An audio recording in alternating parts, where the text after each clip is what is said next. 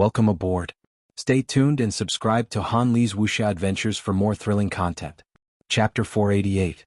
Quang Wang fell to the ground and stared at the dark red surface in disbelief. Was the difference between them really that great? Lu Xiaoyun stared at Ling Ke in shock. She had not seen that blade, as it had pierced through the void without any trace of a trajectory. It was extremely powerful, and she did not know if any limiter could withstand it. Even Lu Xiaoqiu's 13 swords had not felt this blade before. Ling Ke was arrogant, and he had the right to be. His 10 innate gifts had solidified into one eternal innate gift. His K's mighty slash was not only sharp and piercing through the void, but it also had other unfathomable abilities that represented the peak of a realm. Even those two freaks would be able to defeat them if they dared to take on his 3 blades as one, let alone a nobody. To him, Quang Wang was just a nobody. Ling Ke's blade had completely terrified everyone. Night Queen Yanqing looked at Ling Quebec. "Brother Ling, do you still remember me?" Ling Ke looked at Night Queen Yanqing and his eyes lit up. The Day-Night clan's men and women were all quite good-looking, and Night Queen Yanqing was especially sexy and enchanting. Her snow-white thighs were dazzling, and coupled with her alluring purple eyes, she was definitely a rare beauty. However, most people were intimidated by her powerful battle power and did not pay much attention to her. Only a powerhouse like Ling Ke could recklessly size her up. Ling Ke obviously remembered Night Queen Yanqing, and he was about to say something that would not lose his composure and would not embarrass Night Queen Yanqing when a loud cheer startled him. Ling Ke, I love you. Ling Ke, you're the most handsome. Ling Ke, I love you. Ling Ke, you're the most handsome. The people from Pyrolite Mountain were also shocked, and they stared blankly at the group of youthful and beautiful girls. What the hell was going on? Ling Ke coughed and smiled at Night Queen Yanqing. "So it's Miss Yanqing. Forgive me for not recognizing you immediately." Night Queen Yanqing smiled and bowed to Ling Quebec. She then gently said, "It's my fault for not greeting Brother Ling immediately. I hope Brother Ling can forgive me." Miss Yanqing is being too serious. Alright. Ling Ke paused for a moment. "The Day-Night clan wants to fight for this place as well? I'll have to trouble you then. I've accepted the One clan's invitation to help you fight for this place." Night Queen Yanqing smiled. The elders of the clan have already mentioned this. In reality, Brother Ling only needs to expel the powerhouses from the Sword Sect and Yo Court. This is the reason why the One family invited Brother Ling here. If you don't believe me, you can ask the One family's experts. Miss Wen Qianer is also here. Night Queen Yanqing then looked at Wen Qianer. Wen Qianer walked out and raised her head to look at Ling Quebec. "That's right. As long as we chase away the Sword Sect, we'll split Pyrolite Mountain equally." Ling Ke shrugged. "It doesn't matter. Since the One clan has asked, I'll help." Those from the One family and the Day-Night clan heaved sighs of relief. Only the experts from the second grade hall had ugly looks on their faces. Quang Wang's defeat had been too unjust, but it was also his fault for being so arrogant. They had already told him that Ling Ke would appear before the battle, but he had been so arrogant that he had even given the wrong name. Suddenly the space in front of Ling Ke began to distort. His eyes widened as the K's mighty slash spun rapidly in front of him. It tore through the void as it collided with a meter in front of him, causing a giant spatial crack to spread out. Someone had ambushed Ling Quebec. Not too far away, Lu Xiaoyun gripped the hilt of her sword tightly as she stared at Ling Quebec. She had been the one to attack just now, and even though she had used all of her strength, she had still not been able to injure Ling Quebec. Ling Ke frowned as he looked at Lu Xiaoyun. "Although I don't like hitting women, your ambush really pisses me off." With that, his K's mighty slash vanished. Lu Xiaoyun felt a chill run down her spine. Quang Wang's miserable state had been imprinted in her mind, and she knew that she definitely would not have been able to block the K's mighty slash. She could see the blade in front of her, but she was unable to dodge it. Suddenly, the K's mighty slash vanished and reappeared in front of Ling Quebec. There was another earth-shattering sound, and it was accompanied by sparks and a crack that tore through the sky. Lu Xiaoqiu was the only one present who could fight against Ling Quebec. For some reason, Zhanlong Day-Night did not stop Lu Xiaoqiu, and he simply watched as Lu Xiaoqiu slashed at Ling Quebec. Ling Ke's face sank, and he solemnly looked to the north. There Lu Xiaoqiu swung his sword. "Your opponent is me." Everyone on Pyrolite Mountain looked up at the sky. There were only 3 people who could decide who Pyrolite Mountain would belong to: Lu Xiaoqiu, Zhanlong Day-Night, and Ling Quebec. As long as a victor was decided between these 3, Pyrolite Mountain's ownership would be decided, and no one else would be able to change it. "You're the Sword Sect's Lu Xiaoqiu, right?" Ling Ke asked in a low voice. Lu Xiaoqiu raised his sword. That's right. Ling Kei's eyes narrowed. I've seen the video of your Astral combat tournament. The 13 swords is indeed unique, but you're not my opponent. We'll see if I'm right after we fight. Lu Xiaoqiu did not hold back as he slashed out with his sword. This was the first sword, and just like before, it was a probing attack. However, even the first sword of the 13 swords was not something that an ordinary person could receive. Ling Kei could look down on others, but he could not look down on the 13 swords. His Kei's mighty slash revolved around his body, blocking the invisible sword. There was no visible collision, but the void distorted as formless shockwaves swept across the land. Many people were affected by the shockwaves, and most of them recalled the battle between Lu Xiaoqiu and Zhanlong Day Night. They immediately distanced themselves as this battle was not something that they could approach. After Ling Kei received Lu Xiaoqiu's sword, the Kei's mighty slash around his body suddenly disappeared as it pierced through the void. Lu Xiaoyun could not help but cry out, "Be careful." Lu Xiaoqiu had never displayed absolute control over his speed in battle, and he had always relied on the sharpness of the 13 swords. Lu Xiaoyun did not know if he could receive Ling Kei's attack. Lu Xiaoqiu raised his hand and unleashed the second sword, but this time he did not attack anyone else. Instead, he attacked everything within 100 meters of himself. The next moment, a sword chi tore through the void as the Kei's mighty slash pierced through the void and stabbed towards Lu Xiaoqiu. At that moment Lu Xiaoqiu saw it. He had used the second sword as a method to track down the trajectory of the Kei's mighty slash, which exceeded Lu Xiaoyun's expectations. Could the 13 swords be used in such a manner? The Kei's mighty slash was fast and formless, but once it was discovered, it would not be as mysterious anymore. Lu Xiaoqiu merely shifted his body to the side and evaded the attack. However, he had still underestimated the Kei's mighty slash, as it was the combination of 10 innate gifts. Its might was not as simple as piercing through the void. Lu Xiaoqiu seemed to have evaded the attack, but his clothes had been destroyed by the scorching power, and his arms had even been scalded. He looked at Ling Kei in confusion. The Kei's mighty slash returned to Ling Kei's body and slowly rotated. When he saw Lu Xiaoqiu look over, Ling Kei's lips curled up. "I told you that you're not my opponent." Lu Xiaoqiu's face turned solemn. He had fought with Zhanlong Day Night for a long time before he had been injured, but this person in front of him had easily injured him.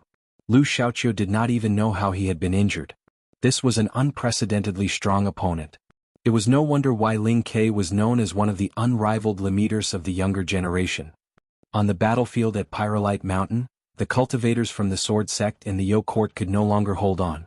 Lu Xiaoqiu no longer had any hopes of defending Pyrolite Mountain, so he loudly ordered, "All disciples from the Sword Sect and the Yo Court, withdraw from Pyrolite Mountain." Night Queen Yanqing sneered. "Just because you say so? Cripple them." Their goal was to take care of the Sword Sect's experts before Mu Rong arrived. Otherwise, if the Sword Sect could safely retreat, then this battle would not have been in vain. At the very least, they had to ensure that Lu Xiaoyun and the other powerhouses would not be able to fight for a while. Lu Xiaoqiu's gaze turned cold as sword chi soared into the sky. The fourth sword enveloped the entire area. Night Queen Yanqing's brows rose. Ling Kei was astonished. What a powerful sword chi. This was a force field. He thought of Mu Rong as he hated force fields. Lu Xiaoqiu stared at Night Queen Yanqing. "You can try and see if you can defeat the people from my sword sect before I unleash the fourth sword and then retreat safely." Night Queen Yanqing looked at Ling Quebec. Ling Kei did not express his opinion. This was the fourth sword, and if it could be defeated so easily, then it would not be the 13 swords.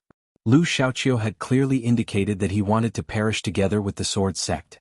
If they did not allow the people from the sword sect to retreat, then he would use the fourth sword to envelop them all. Even she had been heavily injured by the fourth sword, so she did not expect anyone else to be able to withstand it. Only Zhanlong Day Night would be able to come out unscathed.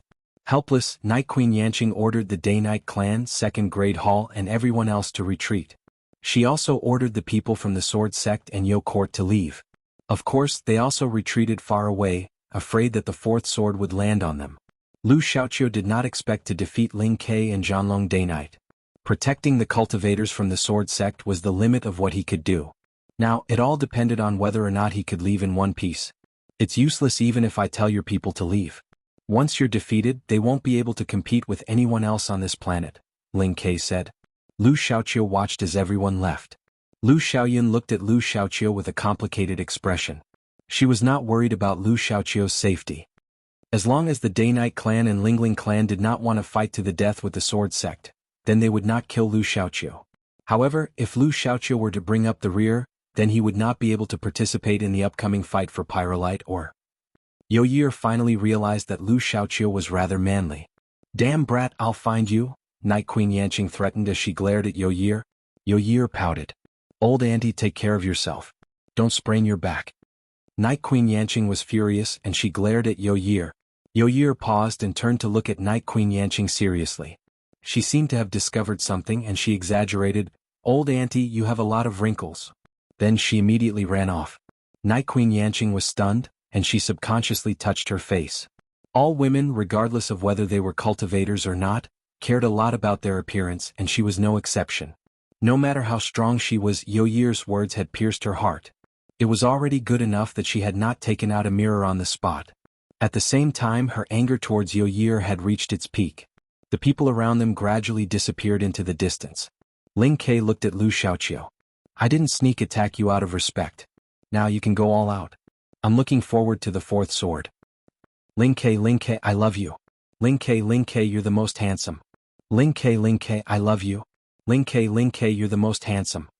The voices of the cheerleaders gradually faded away. Although Ling Ke was very confident, the 13 Swords' reputation was too great. Furthermore, this was not the first time he had experienced such a powerful aura, and he was a little apprehensive. Welcome aboard. Stay tuned and subscribe to Han Li's Wuxia Adventures for more thrilling content. Chapter 489. At the base of Pyrolite Mountain, Zhanlong Day-Night appeared and looked at the sky seriously. He also wanted to know how much the fourth sword could do to Ling Ke so that he could compare their strengths. Not long after, the fourth sword finally descended. The moment the fourth sword moved, Ling Ke's eyes lit up, and his body suddenly split into two. 2K's mighty slashes spun around his body at extreme speeds as they met the fourth sword. Back at the Sea King's dome, when Ling Ke had faced Mu Rong's all-out attack, he had used his soul-splitting technique to its limit, 3 clones and 3K's mighty slashes to defend himself. Only then had he been able to block Mu Rong's attack. Now, against the fourth sword he had only used 2 clones and he was confident that he could block it. In other words, the fourth sword was not as dangerous as Mu Rong's attack. Boom. The ground trembled as a majestic shockwave swept out in all directions, just like when the fourth sword had clashed with Zhanlong Day-Night. The shockwave even formed visible thunderous ripples that spread out. Not only did it tear through the void, but it also shook the ground, causing several giant cracks to appear that extended into the distance. Everyone looked at Pyrolite Mountain in shock. This was an abnormal battle. As the dust settled, Night Queen Yanqing and Zhanlong Day-Night stared at the top of Pyrolite Mountain. They first saw Lu Xiaoqiu and then they saw the unscathed Ling Quebec. As expected, he had blocked the fourth sword. Outsiders would describe Ling Ke as completely unharmed, but Ling Ke knew that blocking the fourth sword had not been easy. He had almost used 3K's mighty slashes to block it. This was the fourth sword and it was indeed powerful. Lu Xiaoqiu should be second only to Ling Ke and Mu Rong, and he should be about as strong as the Greyweed Continent's Blue Blade, who had fought against Mu Rong. However, this was already the limit of what Ling Ke could do. Ling Ke raised his hand, and his K's mighty slash pierced through the void, leaving a trail of blood in its wake. Lu Xiaoqiu fell to the ground with a hole in his right shoulder. His long sword fell from his hand and stabbed into the ground. He had lost. The fourth sword had used up too much of his energy and he could not even defend himself. Ling Ke stood tall in the sky, fully displaying his unequaled Lemaitre style. In the distance, the sword sect disciples were sorrowful. Lu Xiaoqiu had been defeated, and not only had he been eliminated from this battle, but he would also have to compete on planet Pyrolite for a period of time. Lu Xiaoyun clenched her fists helplessly. Yo Year sighed. There was nothing she could do. Her skills were inferior. However, what would happen if she erupted with her full strength? She was also looking forward to it. When Chenner exclaimed as she looked at Ling Ke on Pyrolite Mountain. Back at the One family, she had even fantasized about challenging Lu Yin. However, Ling Ke at this moment made her realize just how laughable her thoughts had been. Ling Ke was not even comparable to Lu Yin, and that had already made her feel powerless. There was no need to mention the strongest Lu Yin. They were not even on the same level. Shiyu was shocked. This was the power of the universe's peak. How had Lu Yin become number 1 when this person was so strong? She could not imagine it. Zhanlong Day-Night walked out of Pyrolite Mountain's shadow and directly faced Ling Quebec. Ling Ke turned to look at him. This person gave Ling Ke a feeling that he was not any weaker than Lu Xiaoqiu. Before they had arrived, Lu Xiaoqiu had most likely been held back by this person. Someone from the Day-Night clan? Interesting. Is this gaze provoking me? When Night Queen Yanqing saw Zhanlong Day-Night appear, she knew that things were not going well. She immediately stood in front of Zhanlong Day-Night and threatened him in a low voice. If you dare to disrupt the clan's mission, then you'll definitely be locked up in the ancestral grounds when you return. Think carefully. Zhanlong Day-Night was indignant, but he did not provoke Ling Ke any further. He really wanted to fight and experience the power of the soul-splitting technique in Ke's mighty slash, but it was a pity. Lu Xiaoqiu supported himself with his left arm while fresh blood dripped from his right. He walked over to his sword that had been stabbed into the ground. This sword had long since rusted, but it had accompanied him for many years. He had not even taken it out when he had faced Zhanlong Day-Night, and now he had used it against Ling Quebec. Night Queen Yanqing glared at Lu Xiaoqiu with a murderous look in her eyes. She walked over step by step, intending to heavily injure Lu Xiaoqiu and prevent him from acting in the short term. Ling Ke frowned. He was very unhappy with her actions, but he did not stop her. Behind him, a group of girls appeared. Ling Ke, I love you. Ling Ke, you're the most handsome. Ling Ke, I love you. Ling Ke, you're the most handsome. As he watched Night Queen Yanqing walk over step by step, Lu Xiaoqiu was filled with sorrow. He had also been reduced to being trampled on. At that moment, a fiery red light smashed down from the sky. Its target was Pyrolite Mountain. Ling Ke, Night Queen Yanqing, Zhanlong Day-Night, Lu Xiaoyun, Wen Qian'er, and the others who were even further away all looked up. Who could appear at this time? Outside the planet, the various great powers were also looking at Pyrolite Mountain. Who would dare to descend on Pyrolite Mountain under such circumstances?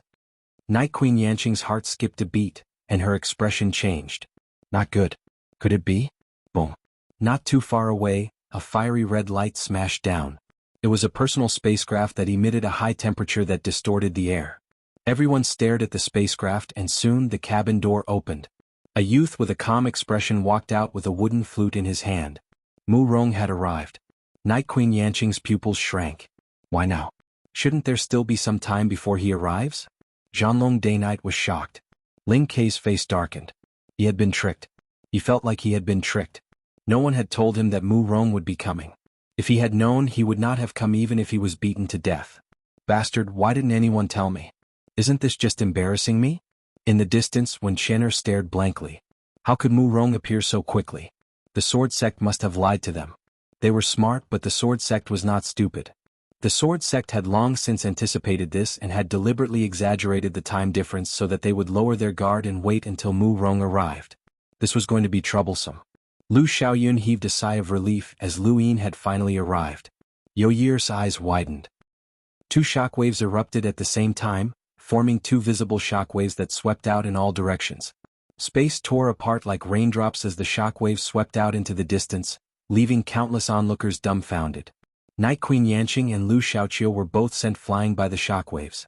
In the distance, Wen Qian'er and the rest of the onlookers tried to block the shockwaves, but even with their full strength, many cultivators were still knocked unconscious by the shockwaves. Many others fell into cracks in the ground, and it was unknown if they were still alive. Zhua Day-Night was also knocked out by the shockwaves and spat out blood. Fortunately, Pyrolite Mountain had not been hit directly. Both of them had managed to avoid directly affecting Pyrolite Mountain. This was Mu Rong's strength, and he had suppressed two experts with a single attack. This was not the end, but rather the beginning. The moment the flute started playing, Ling Ke immediately fled. He was absolutely certain that he would not be able to block Mu Rong's attack. Mu Rong's innate gift was too abnormal, and he could directly control others. Unless one had an even more abnormal physical strength, it would be impossible to break free. Zhanlong Day-Night saw Ling Ke flee quickly, but he was not stupid either. He knew that he could not block Mu Rong alone, so he unwillingly fled as well.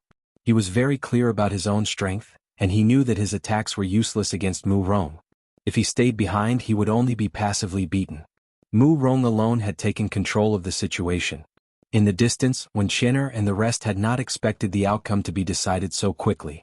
It was so quick that they could not accept it. The second volume was about to open, and a great change was about to happen. Soon. Thank you, brothers, for your support. Welcome aboard. Stay tuned and subscribe to Han Li's Wuxia Adventures for more thrilling content. Chapter 490.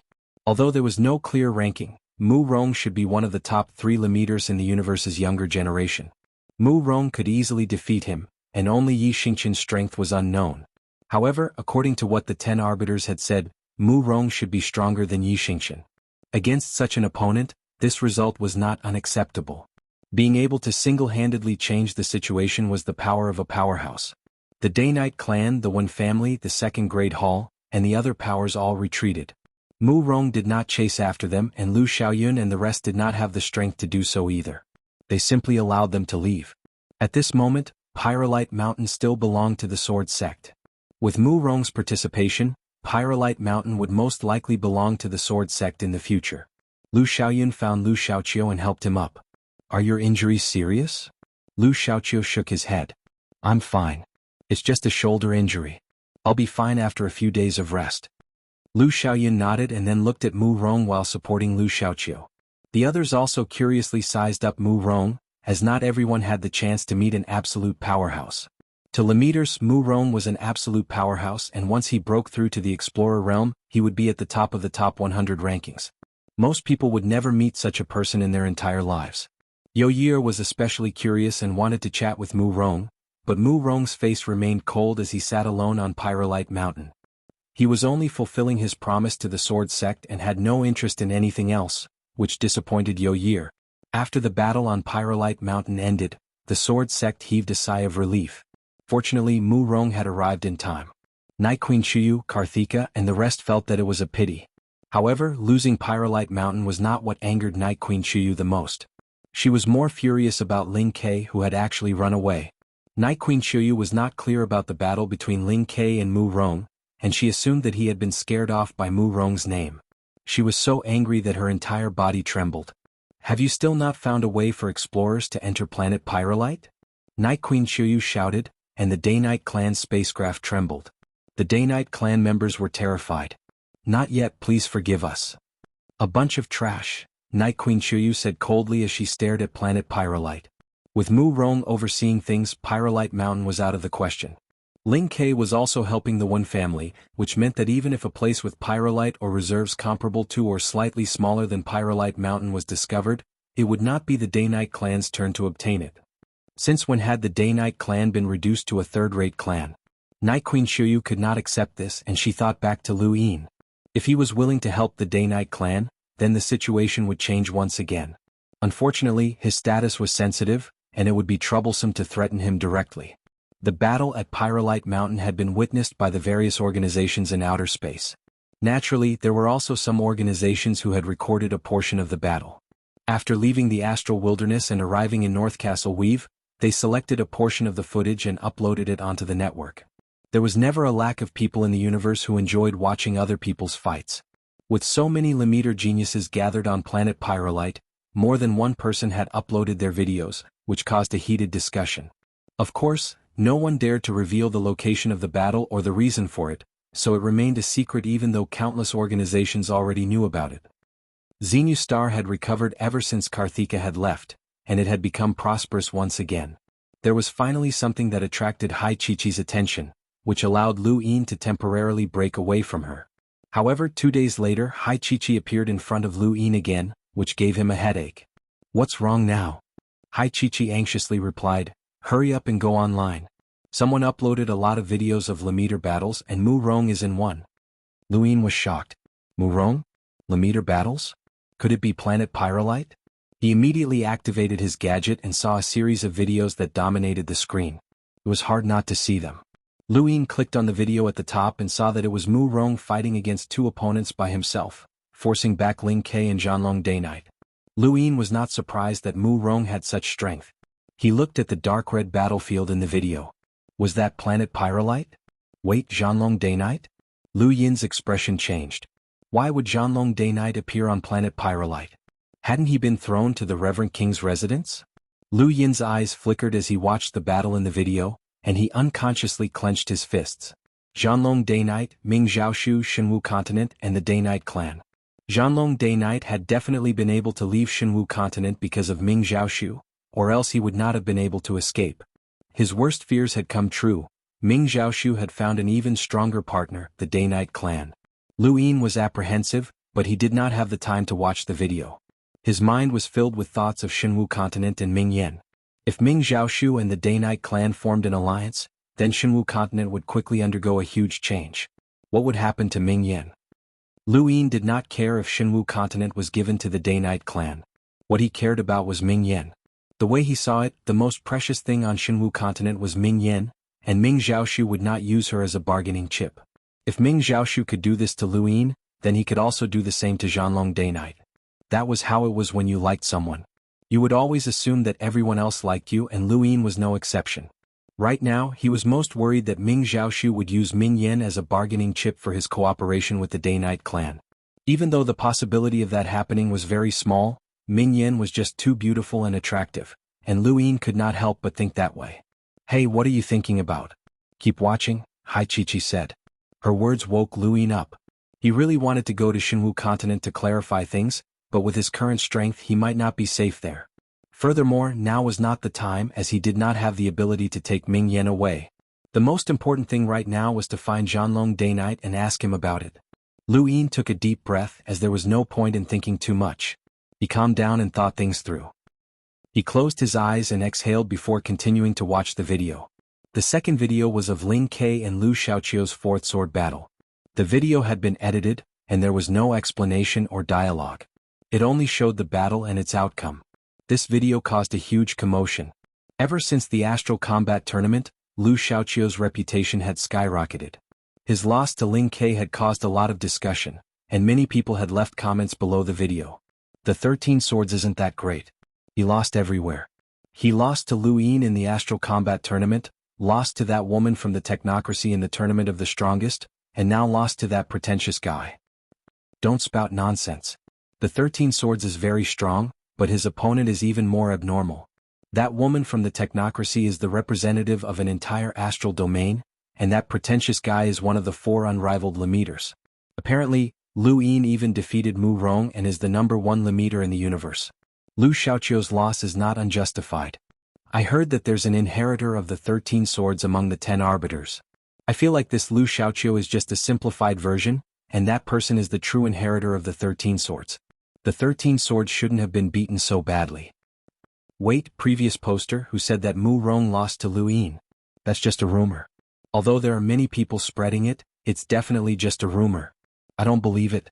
I don't believe it either. Anyway, that pretentious guy is really asking for a beating. That group of girls is really unrivaled. After reading through all the comments, Lu Yin looked at the next video. It was still the battle between Ling Ke and Lu Xiaoqiu, but from a different angle. There were more than 10 videos that showed the battle from beginning to end, and aside from the dialogue that had been edited out, the rest of the videos were basically complete. The comments below were not very friendly to Lu Xiaoqiu, as he had indeed lost several times. Even further below was the battle between Lu Xiaoqiu and Zhanlong Day-Night. The Day-Night clan's experts also caused quite a stir. The Day-Night clan is really strong, really strong. Previous poster is a Day-Night braggart. Identification complete. That flashy hair color is enough to blow for a year. It's a pity that the Day-Night clan lost to Mu Rong in the end. Everyone take a look at the top video. There's a pretentious guy and a Day-Night clan member, but they were both scared away by Mu Rong. There's even a Day-Night clan woman who was sent flying by the shockwaves. That woman is really hot, but it's a pity that Day-Night clan women don't marry outside. Stop dreaming. Even if she marries outside, she won't like you. She'll have to at least marry someone at the level of the 4 unrivaled Lemeters. Lu Yin continued to watch the videos, and he often saw his name in the comments. Many people compared him to Ling Ke, Mu Rong, and Lu Xiaoqiu. Some praised him while others belittled him. There were even some who predicted that once he became an explorer, he would be completely left behind by these geniuses. This was because these geniuses had a lot of resources, while he only had the Great Yu Empire. Lu Yin muttered to himself. Break through to the explorer realm? When that time came, let's see who would leave who behind. However, breaking through to the explorer realm was a difficult problem. He had a premonition that it would be very difficult for him to break through, and it might even take him longer than everyone else. He looked at the top video again and opened the comments section. It was full of praises for Mu Rong. Awesome. This is the way I've been dreaming of making an entrance. He immediately distinguishes friend from foe and then resolves the problem. So cool. This is Mu Rong, the unrivaled leader praised by the 10 arbiters, including the older generation. Didn't Mu Rong lose to Lu Yin? I don't think so. It's probably just a rumor. Does the person above think that Mu Rong can lose to Lu Yin with his strength? Don't forget that Lu Yin is just someone from the outer verse. No matter how high his innate gift is, being close to Mu Rong is already his limit. It's impossible for him to defeat Mu Rong. He'll never be the number one in the universe. That's right, it's probably just a rumor. During the battle at the Sea King's Dome, only the great powers were able to find a video of Lu Yin and Mu Rong's battle. Most people had only heard rumors and they naturally did not believe them. This was especially true after seeing Mu Rong fight against 2 arbiters by himself and force back 2 absolute experts. With such strength, Mu Rong deserved to be called the strongest. How could anyone surpass him? Lu Yin did not refute this, as this was basic human knowledge. It would be strange if people believed what they said. After all, Mu Rong had been acknowledged by the 10 arbiters, and the 10 arbiters' reputation and foresight were like the will of the heavens to the younger generation. As for the name Sea King's Dome, it basically did not appear on the internet. Many places, people, and even organizations' names were automatically censored, so most people did not know about it. What people knew was only what the great powers wanted them to see. Hai Chi continued to stare at Lu Yin, resisting the urge to speak. She stared at him for 10 minutes. Lu Yin glanced at her. Just say what you want to say. You're not angry? Hai Chi's eyes widened. Lu Yin was puzzled. Angry? What? Hai Chi pointed at the screen. Those people don't believe that you defeated Mu Rong. Welcome aboard. Stay tuned and subscribe to Han Li's Wuxia Adventures for more thrilling content. Chapter 491. Lu Yin smiled at Hai Chi's words. Don't worry, the video of the battle at the Sea King's Dome will be leaked sooner or later. At that time, they'll have to believe it even if they don't believe me. It's pointless for me to argue with them, as one person's strength is limited. Hai Chi grew anxious. That's not what I meant. Don't you plan on going to Planet Pyrolite to prove yourself? If someone recorded it and posted it online, think about it. Countless people in the universe will worship and respect you, and countless beautiful girls will want to throw themselves into your arms. All you have to do is go to Planet Pyrolite. It's easy for you, isn't it? Lu Yin smiled. No wonder you were in such a hurry to show me these videos. Hai Chi looked at Lu Yin. So, are you tempted? No one there is a match for you. Lu Yin sighed and looked at Hai Chi seriously. I've told you many times that I can't gamble the Great Yu Empire on a meaningless battle. I don't blame you for not understanding, but I can guarantee that I won't go to Planet Pyrolite. Hai Chi gritted her teeth and snorted before turning to leave. Lu Yin's eyes focused on the video once more. Was she really not planning on going? Zhanlong Day Night was on Planet Pyrolite and he really wanted to ask her about it. Suddenly, a video caught his attention. The title of the video was Ants Caught in the Cracks. Among the many popular videos of battles between astral-reaching realm cultivators, this particular video had appeared. Lu Yin couldn't resist and clicked on it. The first thing he saw was Shiyu, whom he hadn't seen in a long time. In the video, she had been injured by Jared and was forced to flee. The video wasn't coherent, and there were many clips that had been edited together. The next thing he saw was Northgate Gang, Ah Fan, and the others vomiting blood as they were swept away by the shockwaves of the battle. After that, more and more people appeared in the video. They were all people who had been injured or even killed. There were disciples from small flow zones, disciples from the second grade hall, and even disciples from the Sword Sect and Day-Night clan. This was a video that reflected the intensity of the battle on Planet Pyrolite. Lu Yin sighed. This was reality. Many people had seen the glory of Mu Rong and the others in battle, and they had attracted the admiration and cheers of countless people. However, even more people had fallen at their feet. Many people hadn't even died in direct combat, but had merely been swept away by the shockwaves. They were indeed ants caught in the cracks. This was only a battle on Planet Pyrolite, and the various great powers of the universe were all fighting. Shenwu Continent and the Great Yu Empire were also ants caught between the cracks. Just as Lu Yin was about to close the video and clear his thoughts, a familiar figure appeared on the screen. It was Lu Xiaoyun, who had been heavily injured by Night Queen Yanqing. Lu Yin narrowed his eyes as he saw Zhou Daynight's figure behind her. Her pale face was accompanied by scarlet blood, and Lu Yin's expression changed. Zhou Dayknight was there as well? Yanhua Huichuan, and the others all fell to the ground, and it was unknown if they were still alive. When Lu Yin saw Quang Wang slash to the ground, he subconsciously clenched his fists. Although he was not friends with Kwang Wang and might even be enemies in the future, Kwang Wang was still a fellow student of the Astral Combat Academy and a realm master. If he had been recorded in this video, then Kwang Wang was just an ant. At the end of the video, the shockwaves from Mu Rong's 1 vs 2 battle had started, and a crack in the ground had swallowed up dozens of people.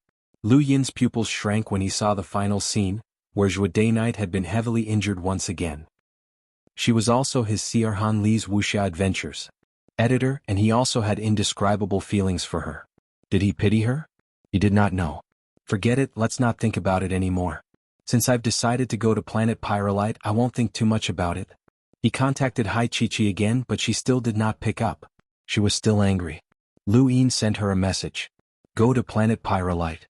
These 3 words represented a huge amount of power. Hai Chi-Chi quickly returned to King Zishan's palace and looked at Lu Yin excitedly. Are we going to planet Pyrolite?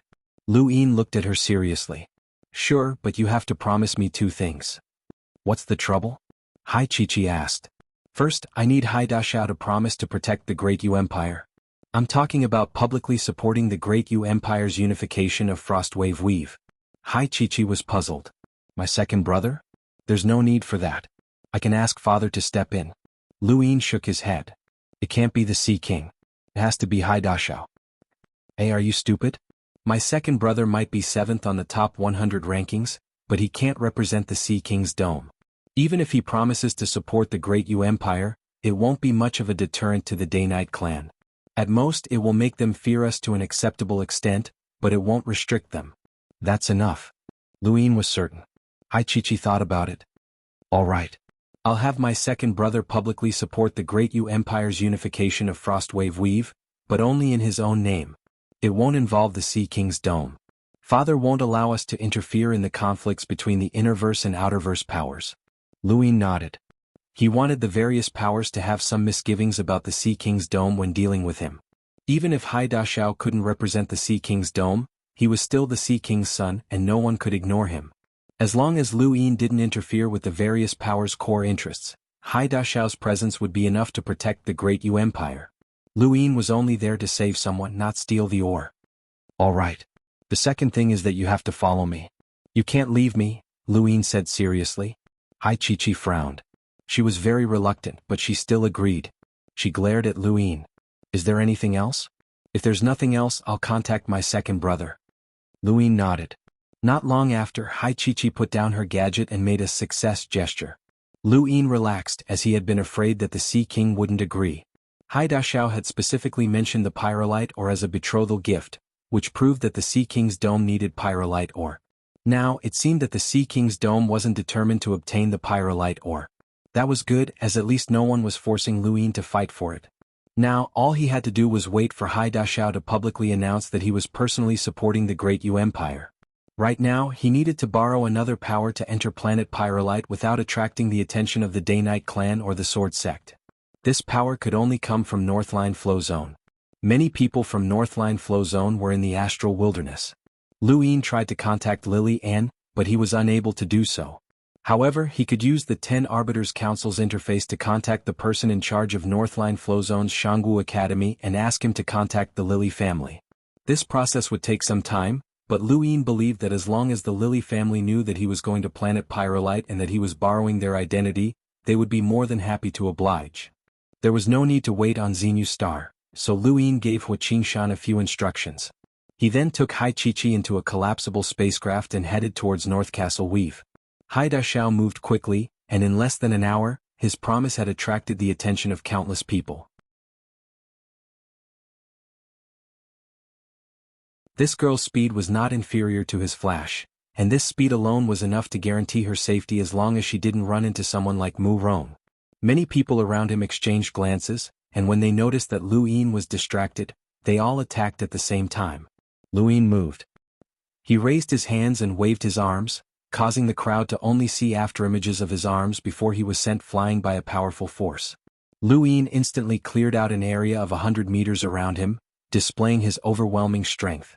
However, it wasn't too excessive as many people hadn't died. It looked like his attacks were just too fast, but they weren't too powerful. But to these small flow zones organizations, the speed of this attack was already overwhelming, and many of them had to retreat. Where are the people from Northline Flow Zone? Lu Yin shouted. Northgate Gang was just about to escape, but when he heard Lu Yin's words, his eyes lit up. Over here, over here. Lu Yin turned around and saw Northgate Gang. He couldn't help but frown. What a hateful person. Northgate Gang saw Lu Yin frown, and his heart skipped a beat. Not good. Is this person not an expert sent by Northline Flow Zone? Does he have a grudge against me? Northgate Gang bent his legs and prepared to flee as fast as he could, but Lu Yin's words caused him to lower his guard. This mountain range belongs to Northline Flow Zone. Everyone else can leave, Lu Yin announced loudly. He just didn't want to interfere with the interests of the large organizations. If Northline Flow Zone was willing to fight over this small mountain range, then it meant that the large organizations didn't care about it at all. Lu Yin didn't mind helping Northline Flow Zone take it as a favor, and he could also leave to look for Zhuo Day Night. Northgate Gang was delighted. Thank you for your help, brother. Lu Yin couldn't be bothered with him. The people around him looked at each other. Some of them were unwilling, but when they thought about Lu Yin's speed, they had no choice but to retreat. They had also clearly seen that this person had only used a shockwave palm and hadn't used any battle techniques. This proved that he hadn't used his full strength, and it wasn't worth it to risk their lives over a small amount of pyrolite. After making up their minds, the crowd left one after another, leaving only Lu Yin's group on the mountain range. The people from Northline Flow Zone cheered as Ah Fan fell to the ground. The woman he was protecting gratefully offered him some water, which he accepted and took a sip. Hai Chi was displeased and glared at Ah Fan. Hey, your wife's injured too. Aren't you going to treat her? Hai Chi's words confused Ah Fan once more, and the woman's face turned red. She tried to explain herself, but she pulled at her wound, causing her face to turn pale from the pain. Ah Fan took out Shamrock Enterprises' special medicine and handed it over. The woman bowed her head. Thank you and I'm sorry. Ah Fan calmly turned away and drank the water. Hai Chi looked at the two of them. Fortunately, there was not much pyrolite in the mountain range, and after Northline Flow Zone defeated several powers, there should not be any more powers willing to fight over it. Lu Yin's display of strength was enough to deter these small powers. A day later, Lu Yin left with Hai Chi under the complicated gazes of Northgate Gang and the others. Northgate Gang hated these two, but he needed to rely on them. Now that they were gone, he hoped that no strong enemies would appear. Lu Yin had already confirmed the direction of Pyrolite Mountain. It would take a few days to search from that mountain range to Pyrolite Mountain. He brought Hai Chi along and asked Northgate Gang for a pyrolite mine detector in case he needed it. A few days later, Pyrolite Mountain came into view. To avoid being discovered by Mu Rong, Lu Yin did not get too close to Pyrolite Mountain. Instead, he kept a distance and circled around the mountain, but he did not find Zhuo Day Night. He believed that she would not be hiding within the range of Mu Rong's domain unless she was already dead. Welcome aboard. Stay tuned and subscribe to Han Li's Wuxia Adventures for more thrilling content. Chapter 494. Lu Yin felt melancholy and his thoughts were complicated. He did not wish for Zhuo Day Night to die, and he had come here for her. Hey look, there are so many meteors. Hai Chi shouted as she pointed at the sky. Lu Yin looked up and saw that they were not meteors but rather spacecraft. There were actually over 100 of them, and they were all heading in the same direction. There were only two reasons for this. Either they were from the same organization or they had discovered something incredible and had sent more people to that area in order to seize it. Lu Yin's eyes flashed. Let's go. Hai Chi grunted and followed Lu Yin in the same direction. The spacecraft seemed to have landed not too far away, but it was actually quite far away. It was even further than the distance between Northline Flow Zone's mountain range and Pyrolite Mountain. Lu Yin and Hai Chi flew over with star essence in hand, recovering their star energy as they flew. Only a few people could use star essence to recover their star energy. Most of them used star crystals, including Northgate Gang and the others. From this, Lu Yin knew that he was not on the same level as them. Lu Yin and Hai Chi weren't the only Lemeters they encountered along the way. The smaller ones were in groups of 3 to 5, while the larger ones were in groups of dozens. All of them were heading in the same direction, which made Lu Yin certain that they had discovered something incredible. There was another discovery that Lu Yin did not know whether to feel sad or sympathetic. Some Lemeters were being used as mounts. There was no star energy on planet Pyrolite, and flying at high speeds required star energy consumption. For some people, constantly absorbing star crystals to replenish their energy consumption was a huge expense, which was why human mounts had appeared. As the name implied, a person would be used as a mount, and they would ride on that person's back and let that person fly. At this moment, Luin saw a group of human mounts. Hai Chi looked on in shock, as this was the first time she had encountered such a situation, and she could not understand it. To those who were being used as mounts, this was a great humiliation. Furthermore, they were being watched by various organizations in outer space. If it were her, she would rather die than become someone's mount, but now she saw a group of such people. Why is this happening? Even if it's to preserve their lives, these people might still be wiped out by their respective organizations after they leave planet Pyrolite. Hai Chi was puzzled as she looked at the group of human mounts and the Lemeters sitting on some of them. They'll definitely die, but at the very least they'll be able to live for a bit longer. That extra time might bring them a chance of survival. Hai Chi turned to look at him. But do they not care about their dignity? Luin smiled. I've said it before. You were born into a noble family, and you'll never understand how terrifying it is to be at the bottom of society. Death is very distant to you and you only treat it as a word. It's very difficult for you to treat it as a necessary part of your life because your father is protecting you. But if you break away from your status, then you'll be able to experience the despair and sorrow that death brings. Hai Chi frowned. This was the first time that she had seen Luin destroy a spacecraft, and the deaths of so many people had impacted her greatly. However, she was still an adult, so she could accept it and quickly recovered from it. However, this person's mount was something that she could not understand. Between dignity and life, which was more important? Luin and Hai Chi flew past the mounts, and Hai Chi purposely glanced at them. She saw the expressions of the people who had been used as mounts, and their hearts were ashen. However, there was still a trace of unwillingness and anticipation in their eyes. They knew that they were going to die, but they still held on to hope for the future. These people had chosen life and abandoned their dignity.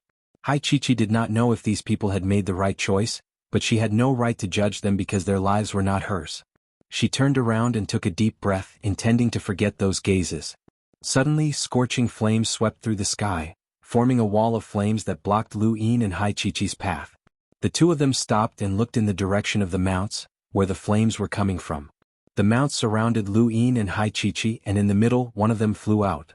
On its back was an old acquaintance of Lu Yin's, Jared. You can either become someone's mount or die. Choose one, Jared said in a low voice as he stared at Luin and Hai Chi. The two of them did not fly very quickly, so they were treated as soft persimmons. Hai Chi was stunned. These people wanted her to become someone's mount? How audacious, Hai Chi subconsciously blurted out. Jared raised a brow. You're courting death. Luin frowned. He had noticed Jared earlier, but he had ignored him as he did not want to complicate matters. He had not expected this person to take a fancy to them, so there was no need to be courteous. He did not waste any time and raised his hand, aiming his palm at Jared. Space render palm. The air trembled as a transparent shockwave swept forward. Jared's eyes widened as he felt the pressure. Not good, this is an absolute expert. He tried to dodge without thinking, but he was still a step too late. His right shoulder was swept by the shockwave and shattered. The human mount beneath him was crushed to the ground by the shockwave, and it was doomed. Luin did not pity him. This was how the universe worked, and sympathy could not be exchanged for a person's dignity. Luin would just let him end this quickly. The people from the Blaze realm all attacked Luin at the same time. Jared shouted, "Stop." The space render palm had clearly shown him the difference between him and this person. This person was definitely a top-tier Lemeter, and he was at least at the Astral Combat Academy's Realm Master level. He was not someone they could match up to. Luin grabbed Hai Chi and swept past the cultivators from the Blaze realm to appear in front of Jared. Jared's eyes narrowed. It's a misunderstanding. We'll leave now. However, Luin did not plan on letting him go. He had wanted to deal with this person back in the centipede's body, but things had changed. Now he would not let him go. This person was not the Blaze realm's only successor, and he was not qualified to be killed. There was no burden in killing him, and it did not matter if the Blaze realm knew that he was the culprit. As long as it was not a terrifying clan like the Day-Night clan, Luin did not care. Hai Dashao's reputation was enough to make the Blaze realm apprehensive. Most of the people fighting here were from the smaller flow zones. Even if there were some from the 8 great flow zones, they were not very strong. There were very few geniuses who had comprehended a domain, but that did not mean that they did not exist. When Lu Yin's domain extended outwards, it was met with resistance, and it was even attacked. Luin frowned and looked 1,000 meters to his right. There, a woman was staring at him provocatively. She had comprehended a domain, and when she sensed that Lu Yin's domain was expanding, she immediately attacked him. She even tried to use her domain to suppress Lu Yin. Lu Yin was just about to attack when Hai Chi pursed her lips and caused layers of ripples to appear in the air. The ripples then spread out and covered almost half of Pyrolite Lake. Not only did she suppress Lu Yin's domain, but she also suppressed the other geniuses who had comprehended a domain. Above Pyrolite Lake, a few people looked up in shock. Who could have such a powerful domain? Lu Yin also looked at Hai Chi in shock. This girl's domain was very powerful. Although it could not compare to Lu Xiaoqiu's, it should not be any weaker than Lu Xiaoqiu's when he did not display his force field. This girl couldn't have comprehended a force field, could she? The woman who had provoked Lu Yin was frightened and hurriedly ran away. With such a powerful domain, one could only imagine her strength. Hai Chi proudly raised her head and glanced at Lu Yin, as if she was waiting for praise. Welcome aboard. Stay tuned and subscribe to Han Li's Wuxia Adventures for more thrilling content. Chapter 495. Lu Yin did not disappoint her. You've comprehended a force field, right? Hai Chi blinked and smiled. I don't know. You can go ahead and guess. Lu Yin had only been testing the waters, but judging from Hai Chi's expression, she might really have comprehended a force field. Up until now, Lu Yin had only seen 3 people who had comprehended a force field. If Hai Chi really had, then she would be the 4th. A force field was a powerful force. Mu Rong had used his force field to force Ling Ke to defend himself with the soul-splitting triple blade, and Lu Xiaoqiu's force field from the 4th sword had snatched Pyrolite Mountain away. A force field was not something that the average person could comprehend. It was already difficult for Lu Yin to comprehend a domain, so he had no hope of comprehending a force field. If Hai Chi had truly comprehended a force field, then her strength would not be simple. At the very least, she would be comparable to Zhang Dingtian. As expected of the Sea King's daughter, she was definitely not weak. How large is the area of your force field? Lu Yin asked. Hai Chi thought about it. I'm not sure, but it should be quite large. Help me find this person. Lu Yin activated his gadget and brought up Zhuo Dainite's image. Hai Chi rolled her eyes at him. Why should I? Help me find her and I'll let you play wherever you want, Lu Yin tempted. Hai Chi's eyes lit up. Deal. She then released her force field with all her might. After being suppressed by her force field, the average Lemiter would not be able to tell what was going on. However, the geniuses who had comprehended a force field all knew that someone incredible had arrived, and they did not dare to release their own force field. Instead, they secretly joined forces and gradually surrounded Lu Yin and Hai Chi, with the woman who had provoked Lu Yin as their leader. Pyrolite Lake was only so big and these people had fought with each other before. They had even reached an agreement to work together to deal with the heirs of powerful organizations. Now, Hai Chi and Lu Yin were the heirs of powerful organizations in their eyes, and they needed to work together to deal with them. Lu Yin noticed this and casually glanced behind him. There were 5 people in total, and they lived up to their reputation as the elites of various large organizations. 5 geniuses who had comprehended a force field had appeared all at once, and their strength was comparable to an area master in the Astral Combat Academy. One of them might even be a realm master. However, to him these people were still too weak. Hai Chi completely ignored him and continued to search for Zhuo Dainite with her domain. Lu Yin slowly turned around, raised his hand, and aimed it at one of the domain geniuses. Space Render Palm. As soon as he finished speaking, his palm trembled and distorted the void as a shockwave swept out. In that instant, the 5 domain geniuses' expressions changed drastically. Through their domains they could sense just how terrifying Lu Yin's palm was. The domain genius who had been attacked by Lu Yin's attack even narrowed his eyes and hurriedly retreated. The shockwave from the Space Render Palm brushed past his shoulder and swept him away, leaving half of his body numb. I'm not interested in this place. I'm just here to find someone, Lu Yin said coldly as he swept his gaze over the domain geniuses. Several people stared at him in horror. This was too terrifying. They were just Lemeters, so how could the disparity between them be so great? This person was definitely a top-notch monster. He was not someone they could afford to offend. Without another word they left immediately. In order to survive in the universe, having more friends was always better than having more enemies. Lu Yin didn't like killing, and unless it was absolutely necessary he wouldn't kill anyone. The battle at Pyrolite Lake had been going on for a long time, and it still hadn't stopped. The surface of the lake was red, but it had become even redder after being stained with blood. In the sky, spacecraft after spacecraft crashed down and landed around Pyrolite Lake. Even more Lemeters appeared. Hai Chi looked around and then shook her head. I didn't find her. Luyin was disappointed. Hai Chi said, I'll try again. Luyin did not say anything. Even though he didn't want to admit it, the chances of Zhuo Daynite surviving that battle were very low. Even if she had, the chances of her coming to Pyrolite Lake were also very low. Hai Chi suddenly exclaimed and looked to the east. What's wrong? Luyin asked. Hai Chi pointed to the east. There's an expert from the Daynite clan. Lu Yin's brows rose, and he looked in the direction that Hai Chi was pointing. A group of more than 20 people were rushing towards Pyrolite Lake, led by Night Queen Yanqing. Pyrolite Mountain had already been occupied by the Sword Sect, so it made sense for the Daynite clan to want to seize Pyrolite Lake. Suddenly, Lu Yin's expression changed, and he stared at a figure not too far away from Night Queen Yanqing. That person was Zhanlong Daynite. I've been looking for you for a long time. Lu Yin almost couldn't resist the urge to grab Zhanlong Daynite and ask him why he had been able to leave. Had he reached an agreement with Ming Xiaoshu? But after some thought he decided not to act rashly. Now was not the time to reveal his identity. He had to find Zhuo Daynite and send her to outer space before he could find Zhanlong Daynite. The arrival of the Daynite clan meant that Pyrolite Lake would belong to them. Even if all the Lemeters here worked together, they would not be a match for the Daynite clan. Furthermore, they did not dare to compete with them. Hai Chi had just used her domain to search for Zhuo Daynite, and she had coincidentally clashed with a domain expert from the Daynite clan. Their tracks had been locked onto. Numerous Daynite clan cultivators appeared in front of Lu Yin and Hai Chi and stared at them coldly. Who are you? What are we doing? Counting the population, Hai Chi retorted. That domain just now was yours, wasn't it?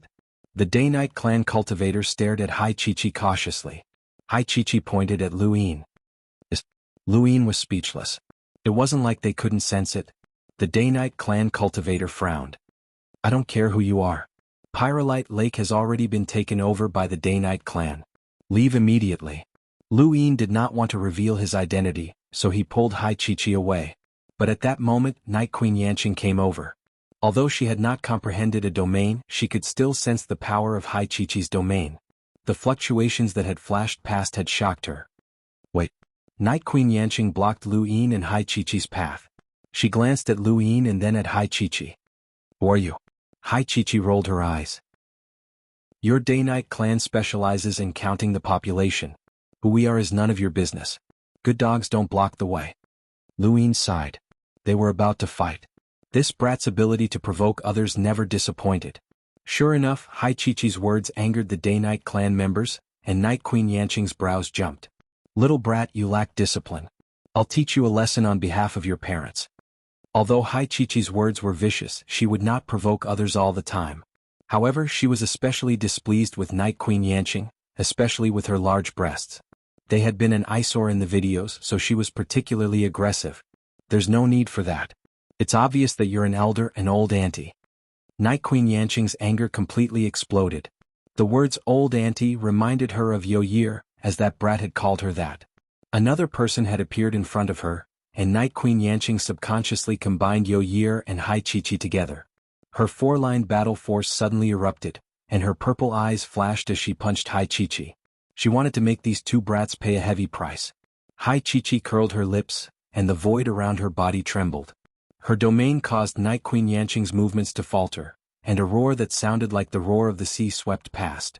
Layers of the air overlapped and transformed into a terrifying force that swept towards Night Queen Yanqing.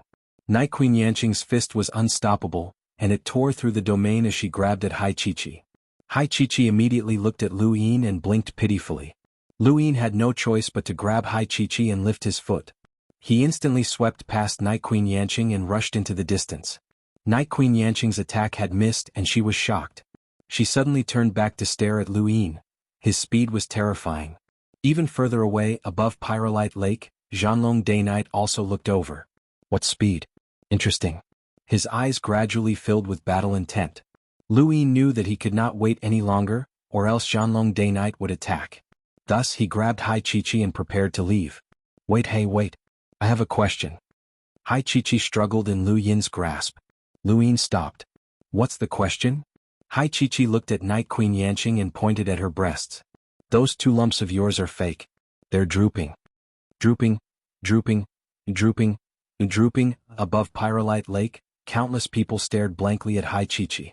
Her voice was especially loud, and not only did Night Queen Yanqing hear it, but even the Day-Night clan and the Lemeters who were gradually retreating had heard it. Suddenly, countless gazes turned to Night Queen Yanqing's breasts. Night Queen Yanqing's face flushed red, and her eyes filled with killing intent. She roared, "You damned brat, I'll definitely kill you." She then activated her Night King's body and charged towards Lu Yin and Hai Chi. Lu Yin grinned, grabbed Hai Chi and ran away. His speed far surpassed Night Queen Yanqing's and they soon disappeared from sight.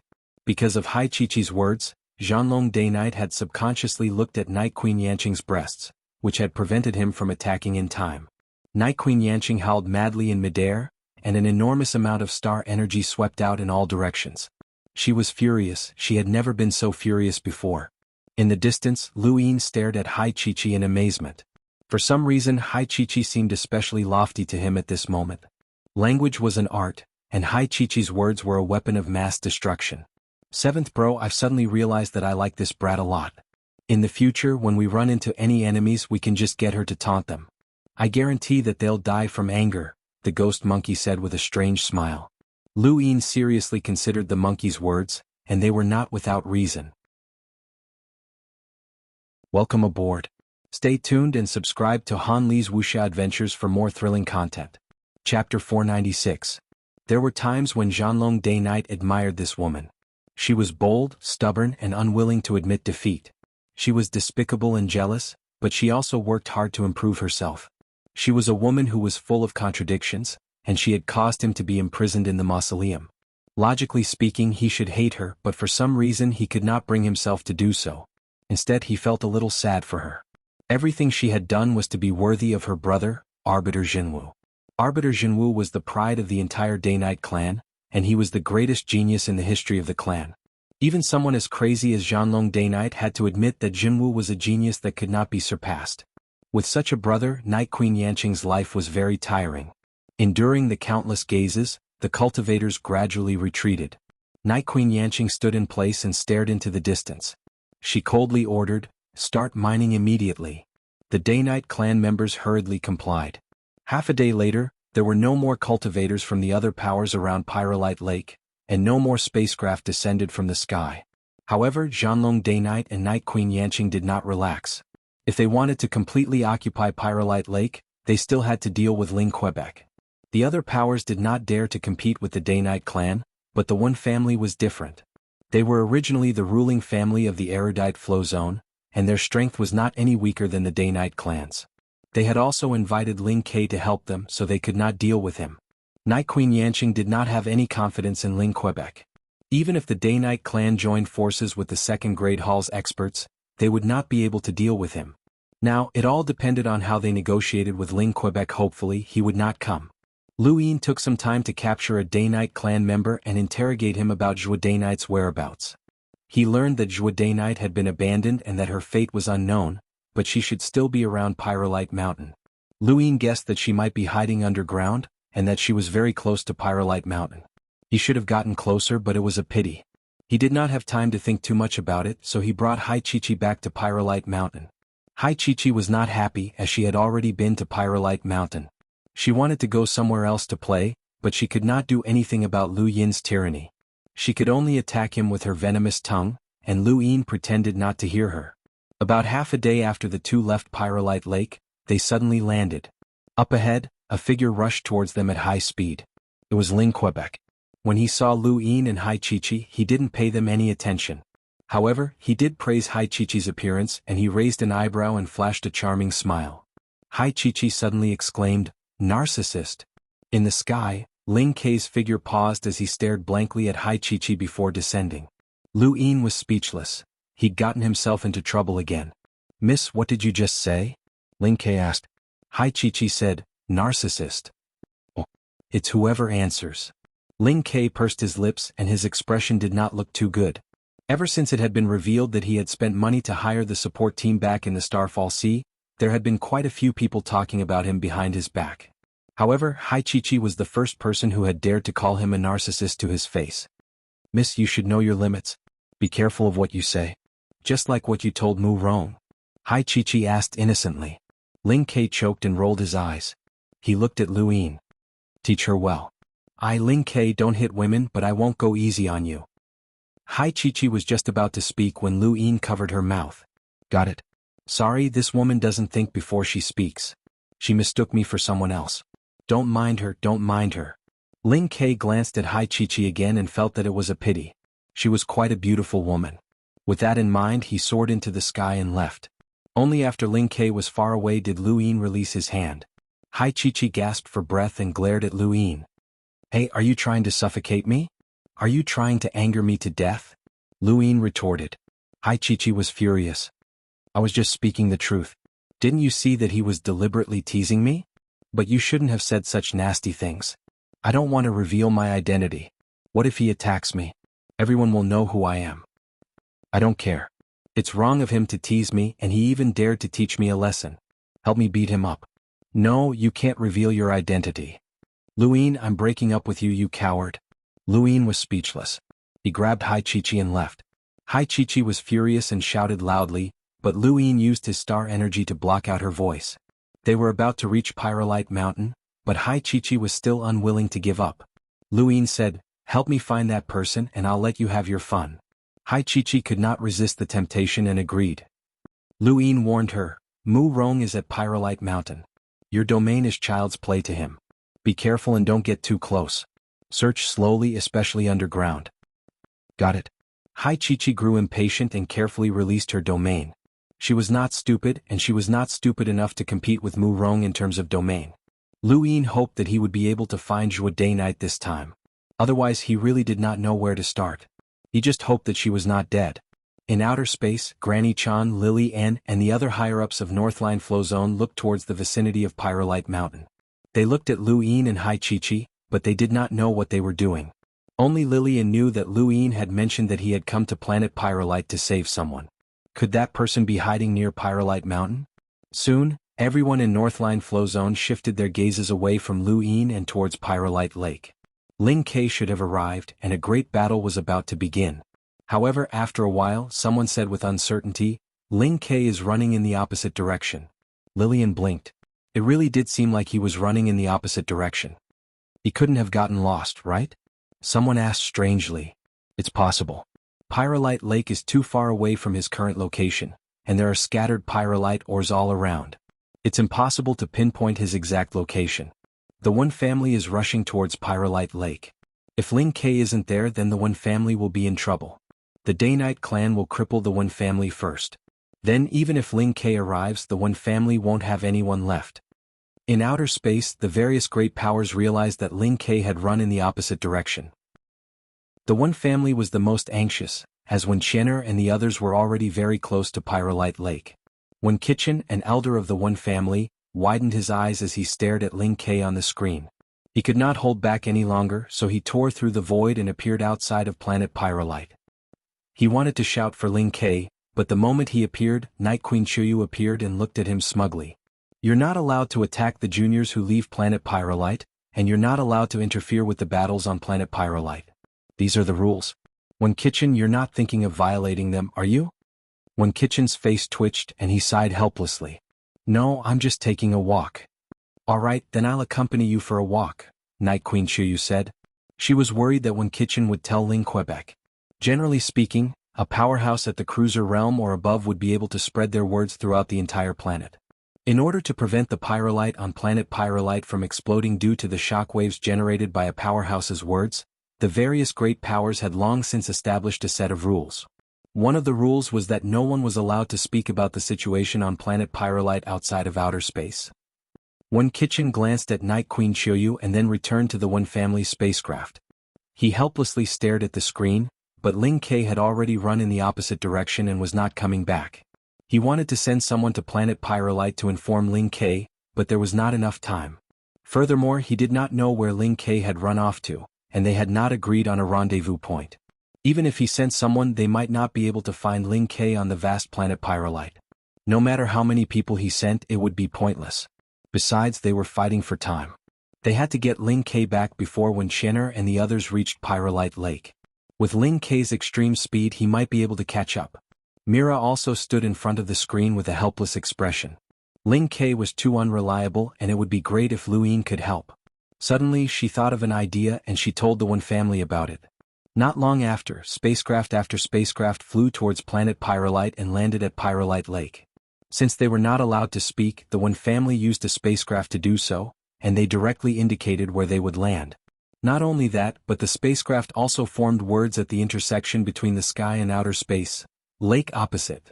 With the strength of a limeter, they could see outer space. Thus, almost half of planet Pyrolite could see the words formed by the spacecraft. Many people stared at them blankly. What did this mean? Night Queen Shuyu stared at the scene in a daze, and she became flustered and exasperated. One Kitchen, you cheated. One Kitchen proudly walked out. Night Queen Shuyu, don't spout nonsense.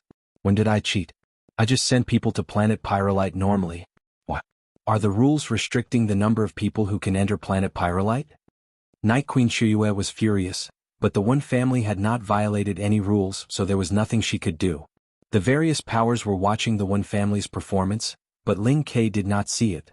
He believed that he was a man who kept his promises and was a man of integrity. Since he had promised the One family that he would occupy the Pyrolite mine, he would work hard. Right now, he only wanted to rush to Pyrolite Lake and help the One family occupy it. Thus, he kept running and did not see the words formed by the spacecraft in the sky. When Kitchen grew anxious. One more time. Mira spoke up. There's no time. Senior, I suggest that we use the spacecraft to warn Chen-Er and the others so that they don't act rashly. They can't be discovered by the Day-Night clan. One Kitchen immediately ordered the spacecraft to move out again.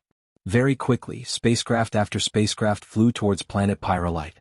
Night Queen Shuyu was furious, and she wanted nothing more than to destroy these spacecraft. Luin looked up at the sky. Like, opposite? What did that mean? That direction was Pyrolite Lake. Opposite? Did someone run in the opposite direction? Could it be Ling Ke? That would be interesting. Hai Chi also looked at the sky. How interesting. Hey, do you think there will be more words formed by the spacecraft below? Luin shook his head, indicating that he did not know. Everything was a little strange. Hurry up and search. Be careful and don't let Mu Rong discover you, Luin urged. Hai Chi rolled her eyes and continued to use her domain to cover the ground as she searched for traces of Zhua Day Night. Not long after, another batch of spacecraft appeared in the sky. This time they formed the same three words, when, don't move.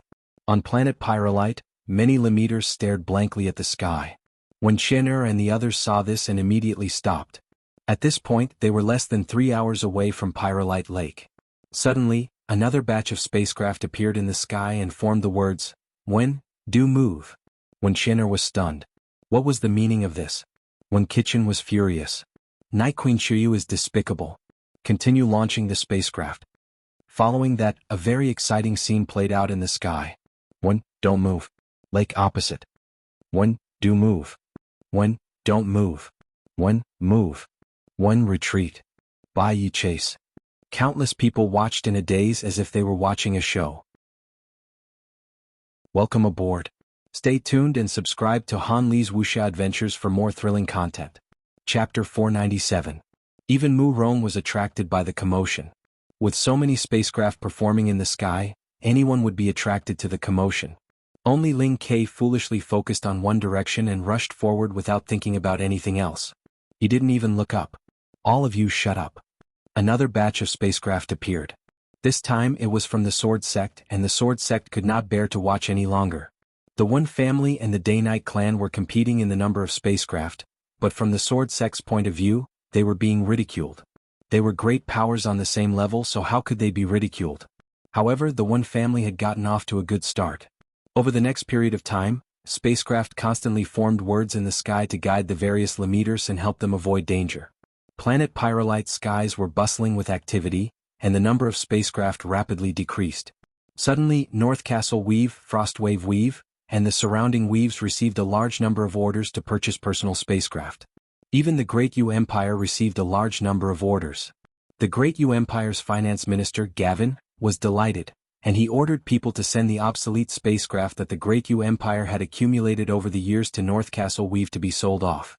It was foreseeable that planet Pyrolite would become a graveyard for spacecraft, and countless spacecraft would crash down. At this time, One Kitchen had already ordered someone to take a spacecraft and head in front of Ling Quebec.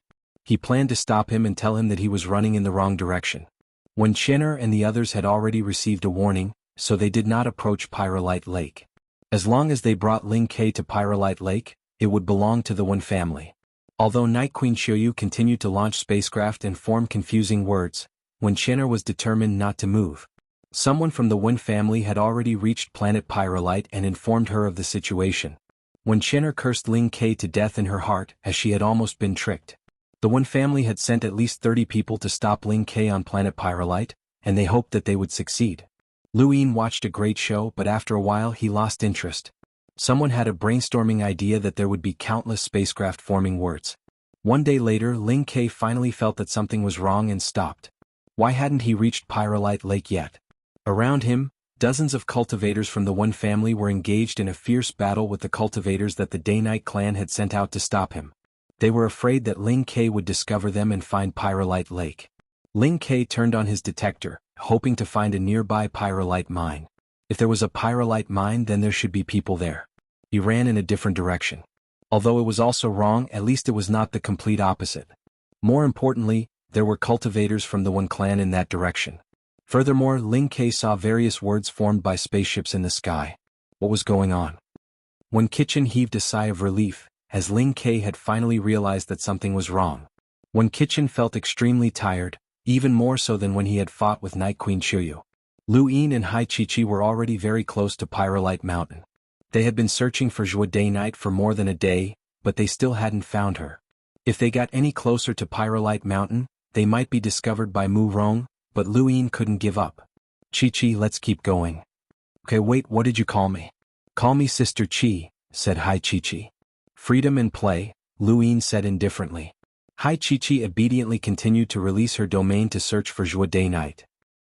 On Pyrolite Mountain, Mu Rong suddenly opened his eyes and looked in the direction of Hai Chi-Chi and Lu Yin. He stood up, took a step forward, and vanished. Many disciples of the Sword Sect were astonished. Ever since Mu Rong helped them occupy Pyrolite Mountain, he had not left. Lu Yin's gaze turned cold as he was unable to avoid Mu Rong in the end. Hai Chi-Chi used her domain to search underground, but it suddenly distorted. She cried out in alarm and looked up, only to see Mu Rong appear in front of her. She was startled and immediately ran behind Lu Yin, looking at him warily. Mu Rong stared at Lu Yin. Who are you? I don't have any hostility. It's just that a friend of mine went missing during the battle at Pyrolite Mountain, and I want to see if he's hiding underground. Mu Rong's expression was calm. No, there's no one underground. Lu Yin was disappointed. So there really wasn't anyone here? Why should we believe you? Hai Chi-Chi poked her head out. Mu Rong calmly replied, it's up to you whether you believe me or not. You can search for him yourself. He then turned to leave as he had only wanted to confirm whether or not Lu Yin was an enemy. However, after taking a few steps, he stopped and turned back to look at Lu Yin seriously. You look very familiar. Lu Yin had used the invisible aura technique to hide his aura and change his appearance. Even a hunter might not be able to detect him, so it was normal that Mu Rong couldn't see through him. I look very ordinary, Lu Yin said. Hai Chi-Chi nodded her head seriously. Mu Rong's eyes flashed, but he stopped thinking about it and returned to Pyrolite Mountain. Lu Yin hadn't expected Mu Rong to be so easy to talk to. He turned to Hai Chi-Chi and said, search Pyrolite Mountain with everything you've got. Hai Chi-Chi grunted and released her domain. This time, Mu Rong wasn't the only one who sensed it. Even Lu Xiaoqiu, who was even further away, felt it. What a powerful domain, but it wasn't a threat to him. He looked up at Mu Rong but didn't pay it any mind. In the current universe there were only 2 Lemeters here. Unless that person appeared, no Lemeter could threaten Pyrolite Mountain. Hai Chi-Chi quickly retracted her domain and shook her head. There's no one. Lu Yin had a complicated expression. She really wasn't at Pyrolite Mountain, so where could she be? Was she really dead? Had her corpse been destroyed? That was the only thing he could think of. With Zhuo Day-Night's strength, she had been struck by the shockwaves from Mu Rong's battle. Furthermore, she had been heavily injured, so the chances of her death were very high. Lu Yin was helpless as he had already done his best. Planet Pyrolite was huge and he couldn't possibly search every inch of the planet. His current plan was to find Zhanlong Day-Night and ask him about the situation on Shenwu continent. Then he would return to the Outerverse and contact Night King Yuanjing. He would ask the Day-Night clan outside of planet Pyrolite to search for Zhuo Day-Night. Right, there was also the Northline flow zone so they could search together. As long as Zhuo Day-Night wasn't dead, they would definitely be able to find her. Right now they were heading to Pyrolite Lake. Luin brought Hai Chi-Chi to Pyrolite Lake once more. On the other side, Ling Ke was traveling at an extremely fast speed towards the pyrolite mine. Halfway there, a cultivator from the One family saw Ling Ke and excitedly chased after him.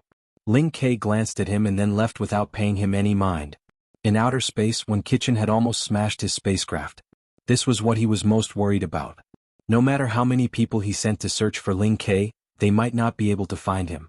Even if they did find him, they might not even be able to say a single word to him. Even if they did, Ling Ke might not even be able to hear them. Being fast was not always a good thing. However, in the end, the cultivator from the One family still managed to find Ling Quebec. He was very smart and he also searched for the nearest pyrolite mine. Then he met Ling Ke face to face and recounted everything that had happened in the sky over the past day.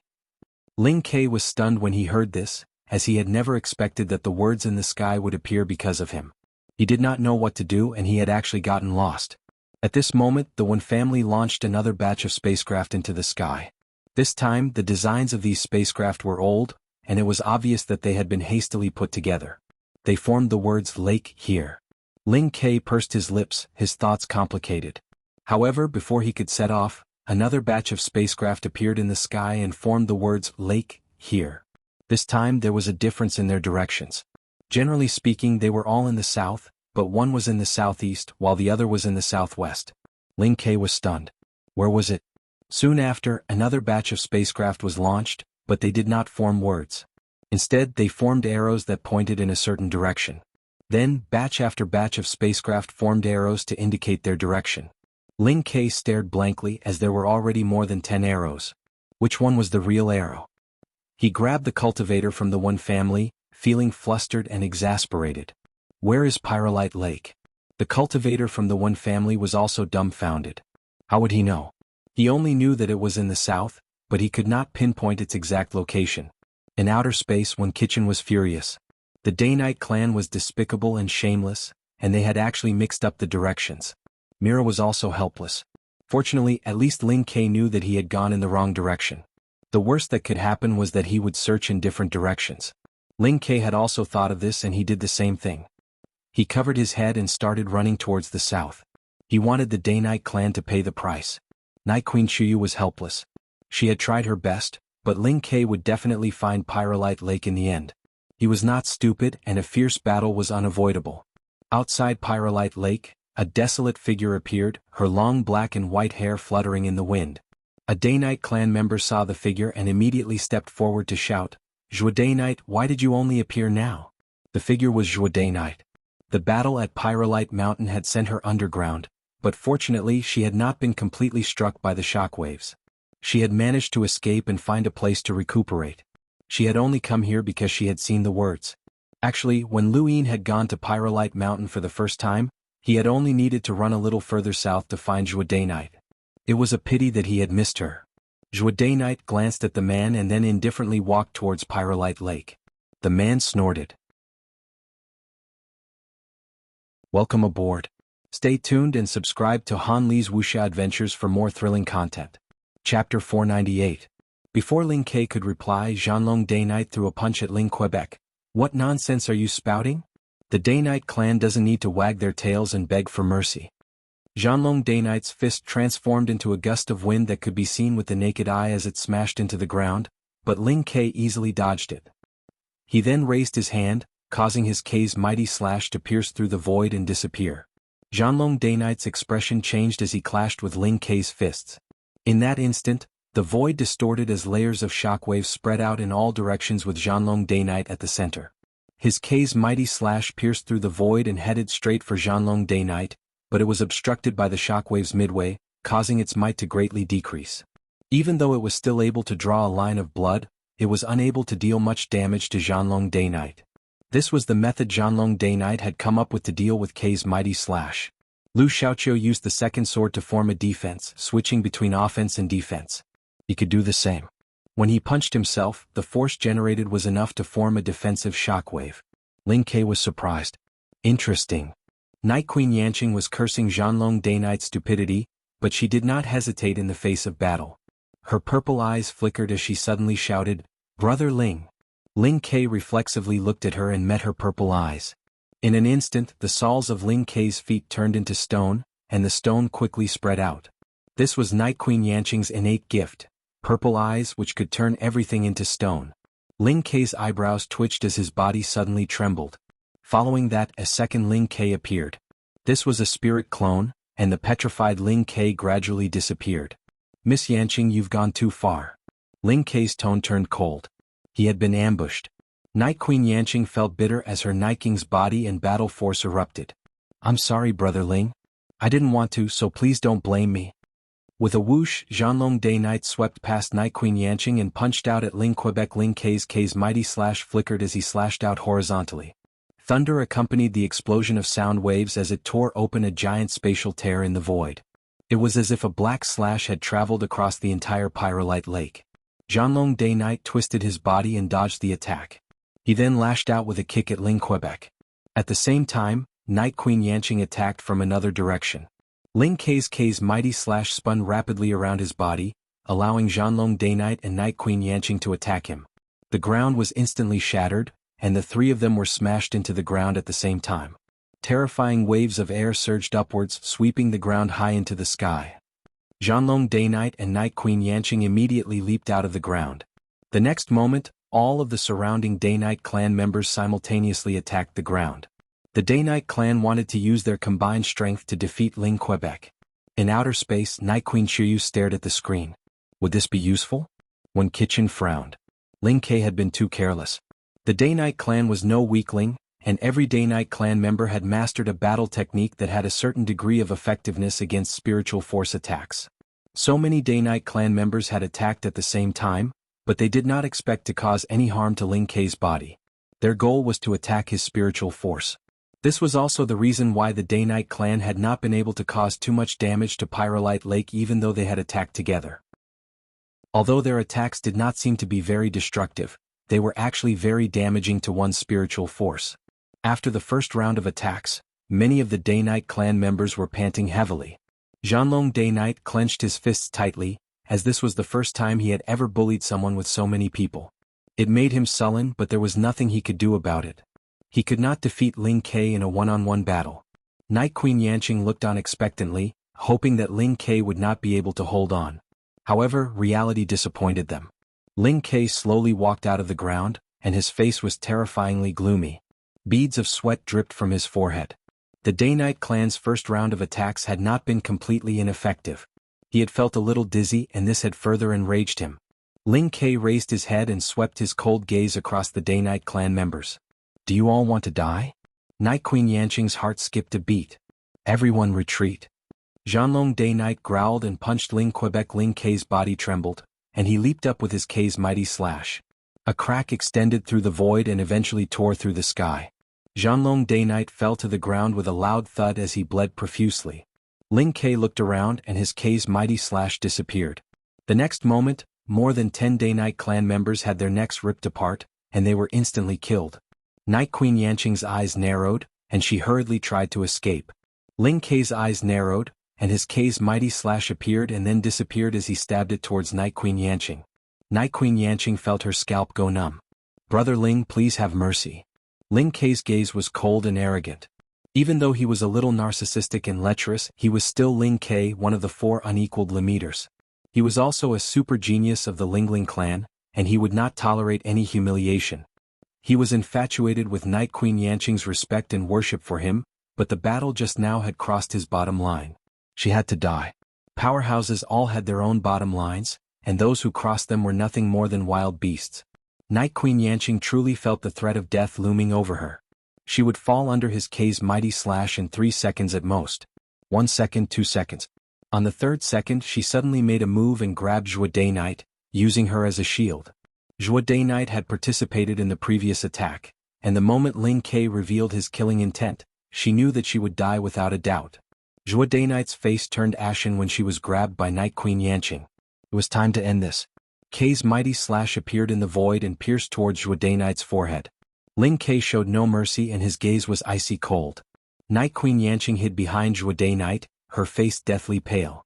Zhuo Day Knight's death would only buy her 1 second at most, and during that 1 second she did not know how to block the Kei's mighty slash. Ling Kei was too terrifying. Above the planet, Night Queen Chuyu could not help but make a move. Night Queen Yanqing could not die. But at that moment, just as Zhuo Daynite felt that her forehead was about to be pierced, two fingers suddenly appeared in front of her and clamped down on the mysterious K's mighty slash. The void trembled, and everyone felt as if their hearts had stopped beating. Even the air became silent. Everyone stared blankly at the man who had suddenly appeared in front of Zhuo Daynite. This person had used two fingers to clamp down on the K's mighty slash. Ling K's mind trembled as he stared at the scene before him in shock. How was this possible? Even Mu Rong could not do such a thing. Night Queen Yanqing stared in disbelief at the man who was just inches away from her. He was a stranger, but this person had saved her life. Beep. Drip. Fresh blood dripped onto the ground. Even though the K's mighty slash had been clamped down, it had still pierced through Zhuo Daynite's forehead. She had completely fainted, or rather she was on the verge of death. The person who had appeared in front of Zhuo Daynite was naturally Lu Yin. He had seen this scene as soon as he had arrived at Pyrolite Lake. He had immediately shifted the fates and around his heart and left arm, unsealing most of his physical strength. Only then had he been able to clamp down on the K's mighty slash with two fingers. However, he had still been a step too late, and the K's mighty slash had still pierced through Zhuo Daynite's forehead. In the distance, Hai Chi covered her mouth as she could not bear to watch this scene unfold. The blade had pierced through the forehead, and her forehead had split open. This was a fatal wound, and even Shamrock Enterprises' best medicines could not treat it. Humans could reconnect most parts of the body, but there was nothing they could do about an injury like this. This was because the moment the blade had pierced through her forehead, Zhuo Daynite's life had been cut off. Pyrolite Lake was completely silent. Lu Yin's arm trembled, and his eyes flickered as he stared at Zhuo Daynite. Zhuo Daynite's gaze was dim. She had finally seen Lu Yin, but he was a stranger. Lu Yin had disguised himself, but she was not unwilling. Perhaps death was a form of release for her. The K's mighty slash that had pierced through Zhuo Daynite's forehead had disappeared as Ling K had retrieved it. Lu Yin hugged Zhuo Daynite as a shockwave spread out from his body, forcing Night Queen Yanqing to retreat. He then rushed out of Pyrolite Lake. He had suddenly thought of something. That white fruit. He had spent over 100 star essence to upgrade it to the point where it could help him avoid danger. The trial master had said that the older this fruit was, the stronger its effects would be. Some fruits could even bring one back to life and be filled with life energy. Lu Yin did not believe that it could bring the dead back to life, but he had no choice but to use it on Zhuo Daynite. Everyone else was stunned. Only Ling K stared at Lu Yin and suddenly rushed over. Stop right there. Who are you? In the entire universe, Ling K could not think of any Lemmeter who could clamp down on his K's mighty slash with two fingers. Mu Rong could not do it, and Lu Yin should not be able to do it either. So who was this person? This person was the universe's strongest Lemmeter, and Ling K had to figure out his identity. It wasn't just Ling K, everyone wanted to know this person's identity, including the experts from the various great powers. When Kitchen, Night Queen Chuyu, Viletree, and the others were all staring at the scene. When had such a powerful Lemmeter appeared? How could they not know about it? Only Northline Flowzone's Granny Chan, Lily Ann, and a few others were aware of this, but they had not expected Lu Yin to be able to clamp down on his K's mighty slash. This completely overturned their understanding of the strength of a Lemmeter. Even Granny Chan and Enlighter could not understand how Lu Yin could possess such strength despite only being a Lemmeter. Ling K quickly chased after Lu Yin and raised his head. His K's mighty slash shot out and pierced through the void towards Lu Yin. Lu Yin frowned as he did not want to reveal his identity. He had Hai Chi leave on her own while he turned around and faced the K's mighty slash. The moment the blade appeared, Lu Yin tilted his body, grabbed Zhuo Daynite, and smashed them into the ground. He spat out a mouthful of blood and pretended to look at Ling K with unwillingness before quickly fleeing. Ling K stood in place confused. This person had been injured by his attack, and the blood on his K's mighty slash was real. This person should not have been able to block Ling K's mighty slash, but how had he been able to clamp down? He could not figure it out. No one could figure it out, and there was only one explanation. This person had used his innate gift to clamp down on his K's mighty slash, but such an innate gift could not be used continuously. This was the only explanation, as there were all sorts of innate gifts in the universe. Of course, there was another possibility, which was that this person had pretended to be injured, but no one could think of a reason for that. This was an opportunity to become famous throughout the universe, so it should not be fake. Many people relaxed when they thought of this possibility. Fortunately, no unpredictable powerhouses had appeared. Lu Yin had purposely allowed himself to be injured by the K's mighty slash in order to confuse everyone. He did not want to reveal his identity. As for rescuing Zhuo Day Knight, perhaps some people would have guessed that it was him, but as long as he did not reveal his true identity, he would be fine. Lu Yin hugged Zhuo Day Knight tightly as he stomped on the ground and sank down, avoiding the surveillance of the various powers in outer space. He then took out the white fruit from his cosmic ring, pried open Zhuo Day Knight's mouth, and stuffed it inside. Whether or not she could be saved would depend on luck. Seventh bro, what did you feed that woman? Why does she have such a surging life force? The monkey asked. Welcome aboard. Stay tuned and subscribe to Han Li's Wuxia Adventures for more thrilling content. Chapter 499. At that moment Hai Chi arrived. She hadn't been too far away from Lu Yin, and when she saw him staring at Zhuo Day Knight, she hurriedly said, "What are you daydreaming about? Let's go. Someone's coming after us." Lu Yin grabbed Hai Chi and carried Zhuo Day Knight before charging into the sky and flying off into the distance. Many people wanted to chase after them, but they couldn't because Lu Yin was too fast. Even if he can't defeat Ling Ke with his innate gift of being able to catch the K's mighty slash and his speed, he's definitely one of the top leaders, someone exclaimed. No one objected, as this was the strength that Lu Yin had displayed. Back at Pyrolite Lake, Ling Ke had killed many people from the Day Knight clan, severely injured Zhanlong Day Knight, and almost killed Night Queen Yanqing. The Day Knight clan didn't dare to stay any longer, so they had no choice but to retreat from Pyrolite Lake. Pyrolite Lake was now officially occupied by the Wen family. This battle had fully demonstrated the terror of an unparalleled powerhouse. Just like how Mu Rong had helped the Sword Sect occupy Pyrolite Mountain, Pyrolite Lake was now occupied by Ling Ke alone. Any one of the four unparalleled leaders could only be stopped by the other three. Of the four, no one could stop Lu Yin. This was what everyone thought, but unfortunately, Lu Yin hadn't come. Everyone retreated from Pyrolite Lake and waited for the Wen family to arrive. Zhanlong Day Knight crawled up. He had been severely injured by Ling Ke, but his injuries had healed in an extremely short amount of time. This caused many to call him a freak, and even Ling Ke was surprised. Zhanlong Day Knight's recovery ability was much stronger than his own. North of Pyrolite Lake, Lu Yin grabbed Hai Chi and Zhuo Day Knight and quickly left. He didn't know where to go, but he wanted to find a place to settle down. He looked down at Zhuo Day Knight and saw that the wound between her eyebrows was gradually healing. Lu Yin was shocked. Could it really be healed?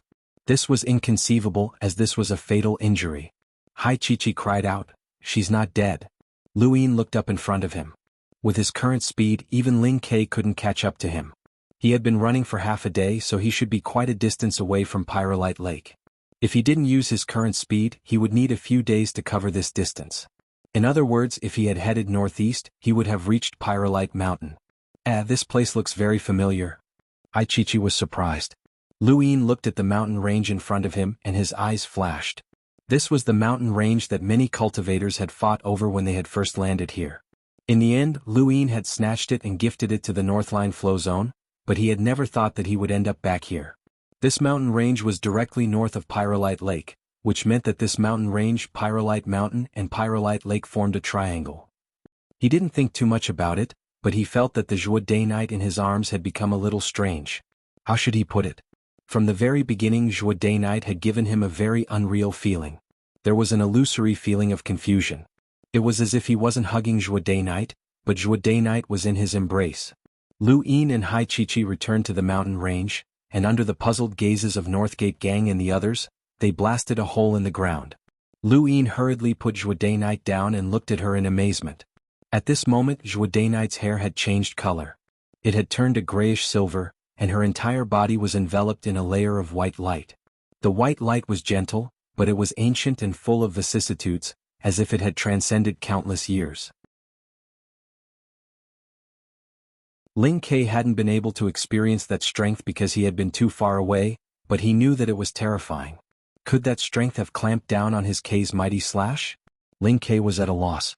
Right now, he wanted to find Mu Rong and confirm Lu Yin's explosive strength. If that person could clamp down on his K's mighty slash, then that person would definitely be Lu Yin.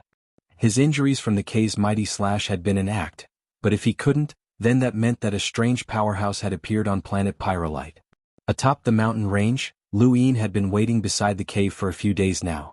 Over the past few days, the cultivators from the Northline flow zone had encountered something strange. When they closed their eyes to rest, they would see a vast expanse of whiteness. Planet Pyrolite's main body was dark red, and there was no white to be seen. However, the cultivators were still able to see white when they were resting, which was very strange. Northgate Gang saw it as well, and everyone was bewildered. It was as if they had seen a ghost. Hai Chi saw it as well, and she approached Lu Yin fearfully. Actually, Lu Yin had seen it as well. Not only had he seen it, but he also knew the cause. This white light was exactly the same as the white light that covered Juade Knight's body. He looked at the cave in astonishment. What had happened to Juade Knight that could affect everyone? Monkey, you really don't know? Lu Yin asked. The monkey was helpless. Seventh bro, I'm just a Lamiter who's been cultivating for 20 years. How could I possibly know everything? Even if you ask those almighty enlighters, they might not know the answer. 2 more days passed, and Juade Knight was still emitting the same white light within the cave. The wound on her forehead that had been pierced by the cave's mighty slash had already healed, but there was still a vertical scar left behind. It was inconspicuous, but anyone could see it. Her silver-gray hair fluttered in the wind, and she exuded a gentle aura. Over the past 2 days, not only had everyone seen white when they closed their eyes, but they had also seen white when they opened their eyes. This caused Northgate Gang and the others to panic, as they felt as if they were being watched by something. Northgate Gang had specifically sought out Lu Yin to investigate the matter, but Lu Yin had a confused expression on his face. Finally, after 3 days, the crowd no longer saw the white light, which allowed them to relax. However, over the past few days, the Northline flow zone cultivators had become much more haggard. Even Hai Chi-Chi's face had turned pale. Within the cave, the white light around Juade Knight's body had disappeared, and her silver-gray hair had turned back to a blackish-white color. She looked exactly the same as before, and she had returned to her original appearance. Lu Yin walked into the cave and stared at Juade Knight. He crouched down and carefully examined her. She was still breathing, so she wasn't dead. Juade Knight suddenly opened her eyes and met Lu Yin's gaze. Her eyes were filled with surprise, confusion, and finally gratitude and complex emotions. Thank you. You're welcome, Lu Yin replied. Why did you come to planet Pyrolite? Juade Knight straightened her back and her gaze returned to normal. She looked at Lu Yin, but there was no joy in her eyes. Lu Yin raised his brows. You know who I am? Juade Knight looked at him. Shouldn't I know? How did you know? Lu Yin was puzzled, as he had obviously disguised himself. Juade Knight did not answer. She merely touched the scar on her forehead and fell silent. Lu Yin thought that she was concerned about her appearance, so he comforted her. Don't worry, this kind of scar is easy to remove. Juade Knight replied. There's no need to remove it. Just keep it. Lu Yin did not say anything else. He stood up and stretched out his hand. Juade Knight did not hesitate and reached out as well. She grasped his right hand and allowed him to pull her up. I thought I was dead for sure. What did you feed me? Juade Knight asked curiously. Lu Yin shrugged. I obtained a type of fruit during lock breaking. My mentor said that it had a lot of life force, so I tried it. I didn't think that it would actually save you. Juade Knight looked at Lu Yin with a complicated expression. Why did you save me? Lu Yin was stunned. Yes, why? He did not know either. All he knew was that he had come to planet Pyrolite when Juade Knight had been in a life-or-death situation. First, it was for Juade Knight, and second, it was to find Zhanlong Day Knight to understand the situation on Shenwu continent. No, the main reason was because of Ming Yen. Strange, why was it all for women? When Lu Yin did not answer, Juade Knight lowered her head. I owe you my life, and I owe you a huge favor. Lu Yin was puzzled. A favor? Juade Knight looked at Lu Yin seriously, and a strange expression appeared in her eyes. At the critical moment, I comprehended a battle technique. Lu Yin's eyes lit up. Is it related to your hair color? Juade Knight looked at her black and white hair and nodded. The battle technique is called Night's End, Daybreak. Lu Yin did not understand. However, the monkey suddenly exclaimed, Night's End, Daybreak?